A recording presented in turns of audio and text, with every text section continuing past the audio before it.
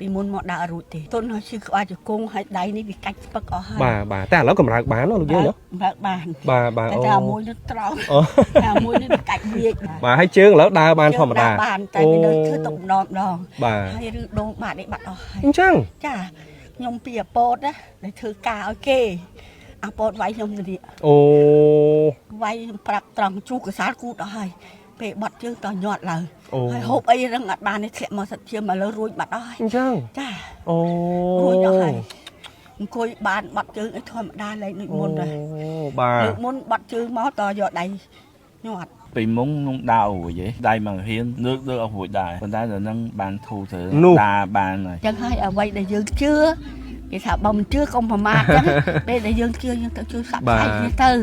ជួការគ្នាអស់លុយកាក់ពីខ្លួនលីខ្ញុំអស់ផ្ទះមកល្បីអូខ្ញុំចៅពីអត់ចេះនិយាយទេ3ខែធ្លាក់ពីលើម៉ូតូអូហើយចុះឥឡូវមិនដែរលោកយាយមកពីបាននិយាយបានវិញហើយបានហៅម៉ាក់ហៅយាយហៅអីបងប្អូនអរគ្នាគណៈពេលនេះខ្ញុំបានកំពុងតែមានវត្តមាននៅខាងទេទឹកពុះហើយថ្ងៃនេះគឺជាលើកទី2របស់ខ្ញុំហើយដែលខ្ញុំមកទេទឹកពុះនេះបងប្អូនហើយអ្វីដែលប្លែកនៅកន្លែងនេះគឺថាបងប្អូនអ្នកជំងឺរបស់យើងដែលគាត់មកព្យាបាលនៅនេះច្រើនមែនទែនបងប្អូនហើយបើតាមអ៊ំមានគាត់ប្រាប់ប្រហែលជាខ្ទង់100អ្នកជាងឥឡូវយើងឃើញនៅកញ្ចក់នេះសុទ្ធតែជាបងប្អូនយើងដែលគាត់មកព្យាបាលជំងឺនេះអញ្ចឹងចង់ដឹងថាតើគាត់ព្យាបាលបានប្រហែលថ្ងៃហើយគាត់ព្យាបាលទៅអាការៈរបៀបម៉េចគាត់ឈឺអីហើយឥឡូវនេះប្រសិទ្ធភាពយ៉ាងម៉េចយើងទៅជួបជាមួយពួកគាត់ទាំងអស់គ្នាបងប្អូនពូជំរាបសួរលោកពូអញ្ជើញមកពីណាមកទៅលោកពូពីខាខេត្តកោះកុងជើញមកបានប្រហែលថ្ងៃហីមកបាន4ថ្ងៃហីពូដូចជាមានជំងឺគេហៅជំងឺអីលោកពូហ្នឹងជំងឺទៅពេទ្យគេថាយើងជំងឺត្រុតជាប់សរសៃ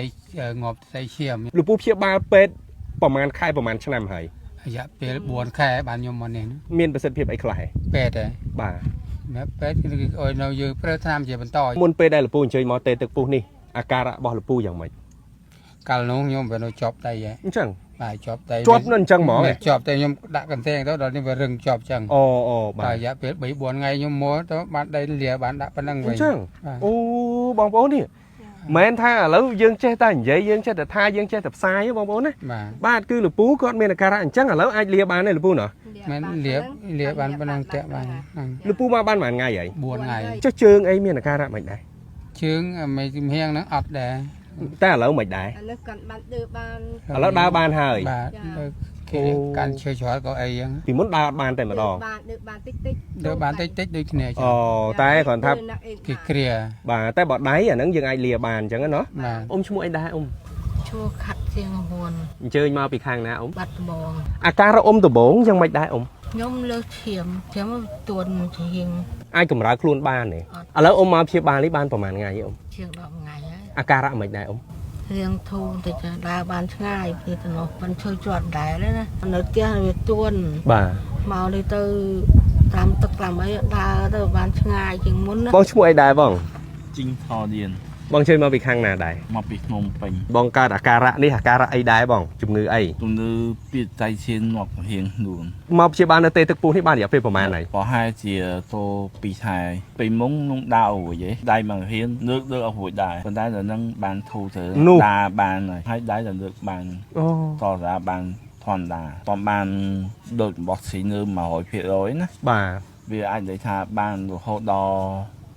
60%ទៅ80%កាលពីដែលខ្ញុំមកលើកមុនណាបងប្រុសអត់តន់មកព្យាបាលទេតែមកលើកនេះបងប្រុសគាត់បានមកព្យាបាលក្រោយពេលដែលខ្ញុំបានសបផ្សាយបន្តិចបាទអ្នកថ្មីប៉ុន្តែដោយតែនឹងបងប្រុសកាលពីគាត់ព្យាបាលលើកមុនដែរគាត់បញ្ជាក់ដូចគ្នាអញ្ចឹងគឺឥឡូវនេះគាត់បានប្រសើរហើយក្រោយពេលដែលព្យាបាលត្រាំទឹកនៅទេទឹកពុះនេះបងណាបាទពីមុនឡើយបងបញ្ជាក់ថាបងដើររួចទេមែនទេបងបាទឥឡូវដើរបានធម្មតាមកអស់ជើងដើរបានថាវាអត់ទាន់បានដូច100%អូបាទអញ្ចឹងមានន័យថាពីមុនបងដើរធម្មតាទេតែក្រោយពេលមានជំងឺក៏ដើរលេងរួចណោះបងសាកកម្រើកដៃបន្តិចមើលពីមុនដៃថាលើកអត់រួចទេឥឡូវលើកបានហើយបងប្អូននេះហើយបងដើរបានឆ្ងាយទេបងបានឆ្ងាយអត់អីទេឆ្ងាយណាស់មានអ្នកបាត់ដំបង បាទច្រើនខាងនោះកោះកុងបាទចេះទឹងត្រែងដឹងព័ត៌មាននឹងមកពីខាងណាលោកយាយអូខ្ញុំម្ដាយមីខ្ញុំនៅពីហៀសួរគាត់មកត្រាំនឹងមុនគាត់ទេហៅថាត្រូវទៅមកតែឥឡូវវាគ្រាន់តែនេះហើយតែនៅអាដៃដែលវាកាច់ស្ពឹកហ្នឹងអត់ទាន់ទៅទេអញ្ចឹងហើយអត់ទាន់ទៅគាត់ចាត់បបរបាយទៅសិនណាលោកយាយចេញមកបានប្រហែលថ្ងៃហើយខ្ញុំមកនេះបាន10ថ្ងៃបាន10ថ្ងៃឯនេះហើយអាការៈយ៉ាងម៉េចដែរ ក្រាន់ អូពីមុនឡាយអាការៈយ៉ាងម៉េចដែរលោកយាយ ពីមុនមកដាក់រួចទេទុនហើយឈឺក្បាលជង្គង់ហើយដៃនេះវាកាច់ស្ពឹកអស់ហើយ បាទតែឥឡូវកម្រើកបានលោកយាយ បើកបាន បាទ តែអាមួយនេះត្រង់ អូ តែអាមួយនេះកាច់វាលីអត់ត្រង់ទេ បាទអត់តាន់លីវិញណា ចា បាទហើយជើងឥឡូវដើរបានធម្មតា បានតែវានៅធ្វើទុកម្ដង បាទ ហើយឬដងបាត់នេះបាត់អស់ហើយ អញ្ចឹង ចាខ្ញុំពីអាពតណាដែលធ្វើការឲ្យគេអាពតវាយខ្ញុំទៅនេះ អូ វាយខ្ញុំប្រាប់ត្រង់ជូកសាលគូតអស់ហើយពេលបាត់ជើងតញាត់ឡើយ អូ ហើយហូបអីរឹងអត់បាននេះធ្លាក់មកសិតជាមកលើរួចបាត់អស់ហើយ អញ្ចឹង ចា អូ រួចអស់ហើយអង្គុយបានបាត់ជើងអីធម្មតាលេងដូចមុនដែរ បាទ លើកមុនបាត់ជើងមកតយកដៃ